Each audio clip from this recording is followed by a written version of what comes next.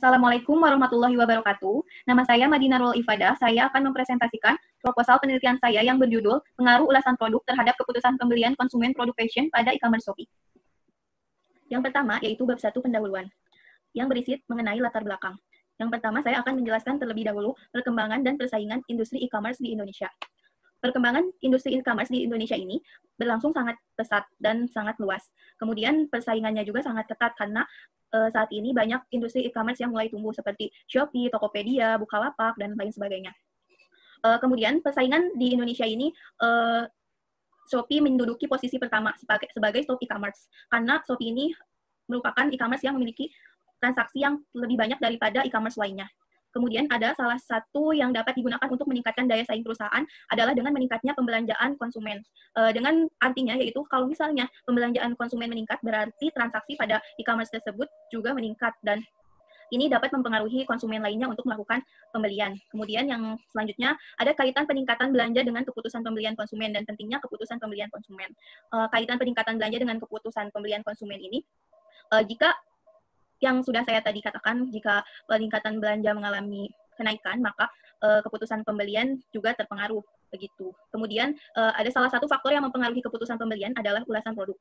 Mengapa ulasan produk? Karena ulasan produk ini berisi tentang deskripsi dari konsumen lain atau komentar dari konsumen lain yang berisi gambar, kemudian kualitas produknya seperti apa. Nah, ini bakal atau akan mempengaruhi keputusan pembelian konsumen lain begitu.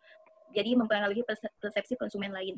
Kemudian yang selanjutnya ada alasan penulis memilih produk fashion di Shopee. Nah, penulis memilih produk fashion di Shopee atau saya sendiri memilih itu karena produk fashion di Shopee itu merupakan produk yang paling banyak diminati oleh konsumen Shopee karena 70% produk yang laku di Shopee itu mayoritas dari produk fashion dibandingkan dengan yang lainnya karena mungkin produk fashion ini ternilai lebih murah daripada produk lainnya. Kemudian ada bab 2 yaitu tinjauan pustaka. Nah, tinjauan pustaka ini yang pertama berisi manajemen pemasaran dan kaitannya dengan penelitian. Manajemen pemasaran ini kan berkaitan dengan bauran pemasaran. Nah, kaitannya dengan penelitian saya sebagai penulis, yaitu kan saya itu variabelnya ada ulasan produk. Nah, ulasan produk ini di dalamnya itu kan ada yang disebut dengan kualitas produk. Nah, dalam bauran pemasaran ada yang namanya produk. Nah, itu berkaitan dengan kualitas produk. Nah, bagaimana si pemasar ini harus memahami apa saja yang ada di ulasan produk itu dan si pemasar ini atau sebagai perusahaan harus meningkatkan kualitas dari produknya agar ulasan produk di dalam e-commerce tersebut khususnya di Shopee ini akan positif ulasannya dan mempengaruhi calon pembeli lainnya. Kemudian ada perilaku konsumen dan kaitannya dengan penelitian. Kalau perilaku konsumen ini, dalam perilaku konsumen, pemasar ini harus mengetahui apa saja perilaku konsumen, memahami langkah-langkah konsumen dalam melakukan keputusan pembelian. Kemudian yang selanjutnya ada e-commerce. Nah, e-commerce di sini kaitannya dengan penelitian saya yaitu karena Shopee merupakan salah satu e-commerce, kemudian ulasan produk merupakan salah satu fitur dari e-commerce, dan keputusan pembelian juga masuk ke dalam e-commerce karena kalau misalnya suatu e-commerce tidak ada yang membeli juga tidak akan dapat berkembang pesat dan pendapatannya meningkat atau transaksinya banyak begitu. Kemudian ada ulasan produk. Nah, ulasan produk yaitu salah satu fitur pada e-commerce yang berisi tentang komentar-komentar pembeli yang sudah berpengalaman membeli produk seperti itu. Kemudian ada keputusan pembelian. Nah, keputusan pembelian ini merupakan langkah-langkah di mana konsumen ini harus memilih antara dua alternatif, memilih dari dua alternatif atau lebih itu, pilih salah satunya dan harus memutuskan salah satunya begitu. Nah, kemudian ada hubungan antara ulasan produk terhadap keputusan pembelian.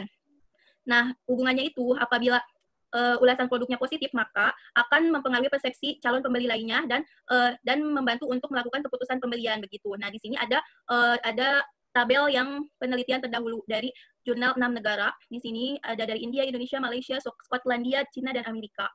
Dan R-nya itu berbeda-beda dan industrinya juga berbeda-beda dan ini semuanya berpengaruh positif. Selanjutnya ada kerangka pemikiran. Kerangka pemikiran ini didasarkan dari teori-teori yang sudah dijelaskan dan penulis mengambil kerangka pemikiran ini yang pertama ulasan produk sebagai variabel independen dan keputusan pembelian sebagai variabel dependen. Nah, dalam ulasan produk ini peneliti mengambil dimensi yang dikemukakan oleh Parky et al.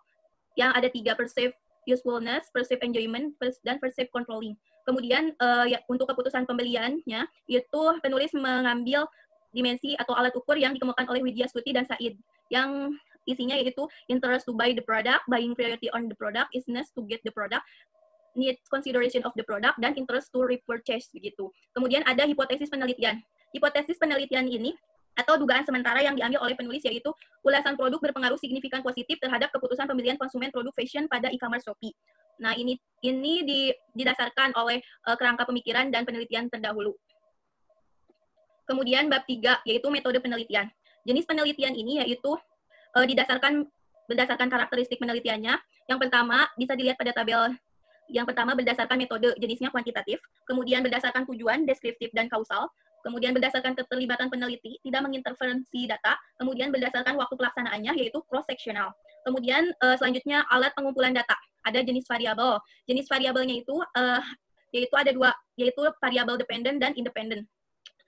Variabel independennya itu yaitu ulasan produk, seperti yang tadi sudah dijelaskan, dan dependennya itu keputusan pembelian. Kemudian ada operasional variabel, dapat dilihat pada tabel berikut.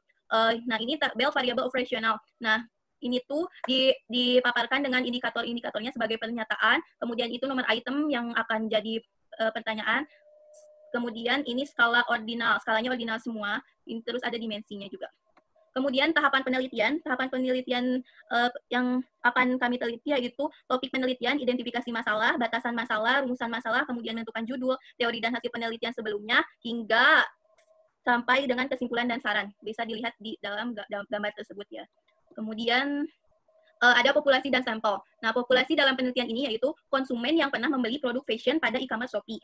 Kemudian sampelnya ini menggunakan rumus Bernoulli karena belum diketahui pastikan populasinya ada berapa begitu. Jadi dengan rumus Bernoulli dengan nilai error 0,05 itu terdapat jadi 384 responden. Kemudian jenis datanya itu dan teknik pengumpulan data. Jenis datanya yang kami ambil itu yaitu data primer dan sekunder.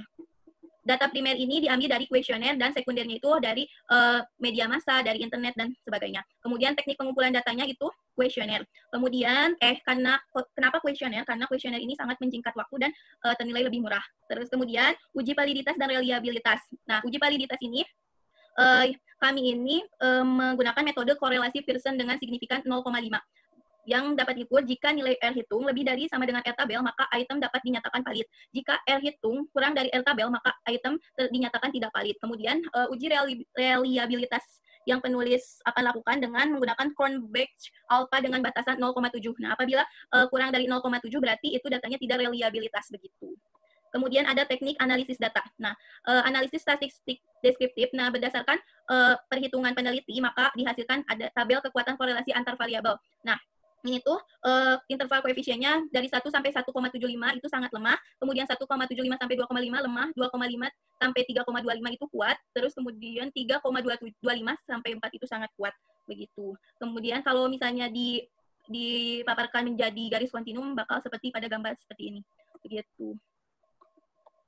Kemudian metode successive interval, yaitu metode yang dapat mengubah data ordinal menjadi data interval begitu. Dengan menggunakan peneliti akan menggunakan Microsoft Excel untuk melakukan ini. Kemudian ada analisis regresi linear sederhana. Nah, ini akan dilakukan dengan menggunakan IBM SPSS Statistik 24. Kemudian ada uji asumsi klasik terbagi menjadi dua, ada uji normalitas dan uji heteroskedasitas. Yang uji normalitas ini peneliti akan menggunakan metode one sample Kolmogorov-Smirnov. Nah, ini tuh bakal menggunakan aplikasinya IBM SPSS Statistik 24. Kemudian uji heteroskedasitas menggunakan metode grafik scatter plot berdasarkan titik-titik sebagai tolak ukurnya begitu. Kemudian ada uji parsial T, jika T hitung lebih dari T tabel, maka H0 ditolak dan HA atau H1 diterima. Kemudian jika T hitung kurang dari T tabel, maka H0 diterima dan HA ditolak. Kemudian ada koefisien determinasi. Nah, peneliti menggunakan rumus R square dikali 100%. Nah, koefisien determinasi ini yaitu akan mengubah data berbentuk angka menjadi persentase. Kemudian ada pengujian hipotesis yang terakhir. Pengujian hipotesis ini dapat ditentukan dengan menentukan H0 dan H1. H0 yang penulis ambil yaitu ulasan produk tidak berpengaruh signifikan positif terhadap keputusan pembelian konsumen pada e-commerce Shopee. Kemudian yang H1-nya ulasan produk berpengaruh signifikan positif terhadap keputusan pembelian konsumen pada e-commerce Shopee. Sekian yang dapat saya sampaikan, semoga bermanfaat. Mohon maaf apabila ada kesalahan. Wassalamualaikum warahmatullahi wabarakatuh.